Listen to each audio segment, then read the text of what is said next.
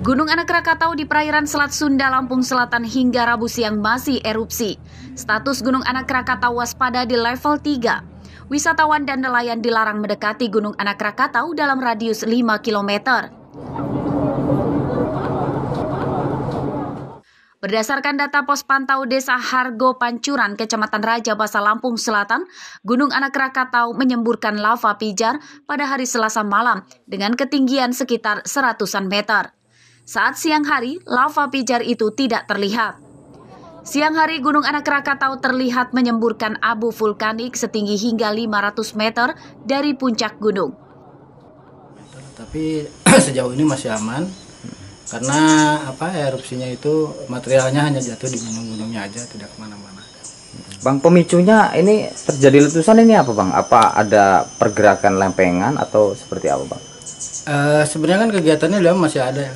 Kita masih ada rekaman tremor harmonik, low frekuensi terutama, yaitu ya ketika energinya udah cukup, dia pasti akan dikeluarkan lagi gitu aja. Erupsi Gunung Anak Rakatau kini berdampak ke sejumlah tempat wisata pantai di Lampung Selatan. Banyak material berupa batu apung dari perut Gunung Anak Rakatau yang keluar dan jatuh ke laut kini menepi ke pantai. Salah satunya di Pantai Kedu, Bakauheni. Puluhan kubik batu apung dari Gunung Anak Rakatau berserakan di Pantai Kedu. Tadi batu apung yang dihasilkan daripada erupsi Gunung Anak Rakatau. Mereka tentunya penyebarannya sampai sini, bahkan di saat tertentu memang erupsinya gede, hampir seluruh badan pantai itu ditutupi oleh batu apung. Tentunya itu sangat mengganggu. Meski ada imbauan warga tidak panik, namun erupsi Gunung Anak Rakatau juga berdampak pada sepinya pengunjung wisata pantai di Lampung Selatan. Para wisatawan itu diduga memilih berwisata ke tempat lain untuk menghindari petaka. Ari Susanto melaporkan dari Lampung Selatan.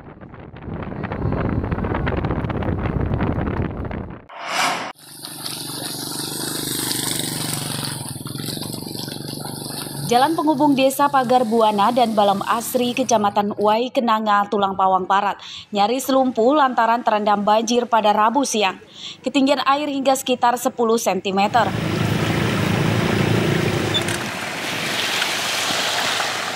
Banjir dipicu meluapnya air sungai Uai Bujuk akibat hujan lebat yang terjadi pada Selasa malam hingga Rabu dini hari. Banjir menyebabkan aktivitas warga hingga anak sekolah terhambat. Sejumlah polisi disiagakan di lokasi untuk membantu warga.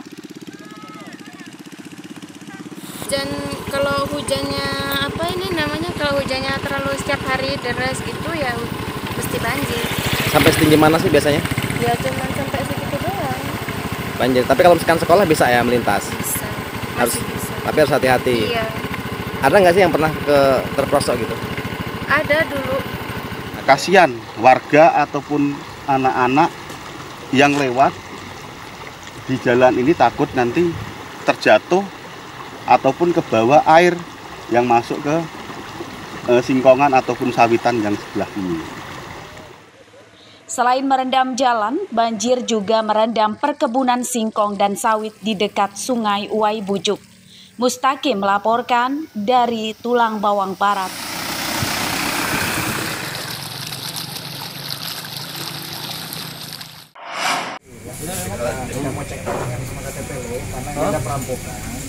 Kawanan pembobol rumah milik perwira polisi Polda Lampung ditangkap polisi. Pertama, polisi menangkap Hanafi, 29 tahun, di sebuah rumah makan di Natar, Lampung Selatan, Selasa malam. Hanafi ditangkap tanpa perlawanan.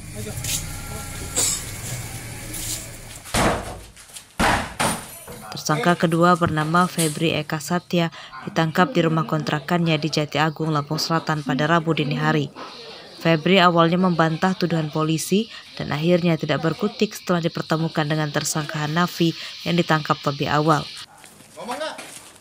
Bang Mor. Saat diminta menunjukkan barang hasil curiannya, Hanafi dan Febri justru berusaha kabur. Keduanya kemudian ditembak kakinya.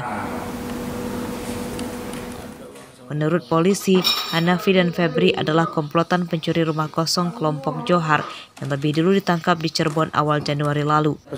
Dia melakukan pengintaian terhadap rumah-rumah yang dianggap mewah, dianggap barang memiliki rumah-rumah besar, dia intai, setelah itu dia amati, setelah itu bersama-sama rumah itu diketahui kosong, dicongkel, masuk ke dalam, terus mengambil harta-harta benda termasuk berangkas dari milik korban diambil, diangkat, setelah itu dibongkar, terus dibuang di salah satu sungai. Pencurian di rumah Kompol Zulkarnain di Tanjung Senang, Bandar Lampung itu terjadi pada Oktober 2022. Pencurian terjadi saat rumah korban sedang kosong.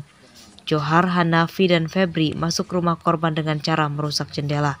Dari rumah polisi itu, para tersangka menggasak sebuah lemari berangkas berisi uang belasan juta rupiah, perhiasan, dan sertifikat tanah. Kerugian korban hingga ratusan juta rupiah. Robi Laste melaporkan dari Bandar Lampung.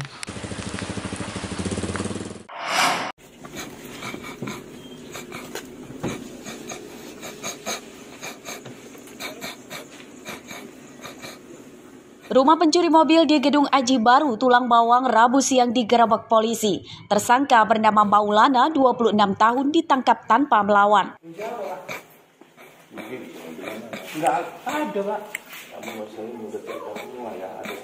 Penangkapan Maulana mengejutkan keluarganya. Saat diinterogasi polisi di rumahnya, Maulana mengakui perbuatannya. Mobil yang dicurinya itu belum dijual dan dititipkan di rumah salah satu temannya. Maulana kemudian dibawa ke tempat parkir mobil yang dicurinya. Menurut polisi, Maulana dan korban saling mengenal. Maulana awalnya meminjam mobil korban selama 2 hari. Saat itulah dia menggandakan kunci mobil korban. Setelah dikembalikan beberapa hari kemudian, mobil korban yang diparkir di sebuah kantor tambak udang di Pasena, Rawajitu Selatan dicurinya menggunakan kunci duplikat. Pelaku sendiri melakukan pencurian dengan modus menggandakan kunci asli dari kendaraan roda 4 tersebut.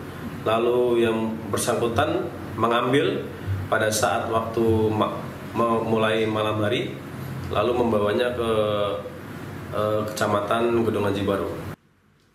Untuk kepentingan penyidikan, mobil yang dicuri Maulana disita sementara oleh polisi sebelum dikembalikan ke pemiliknya. Atas perbuatannya, Maulana terancam hukuman 7 tahun penjara. Mustaqim melaporkan dari Tulang Bawang.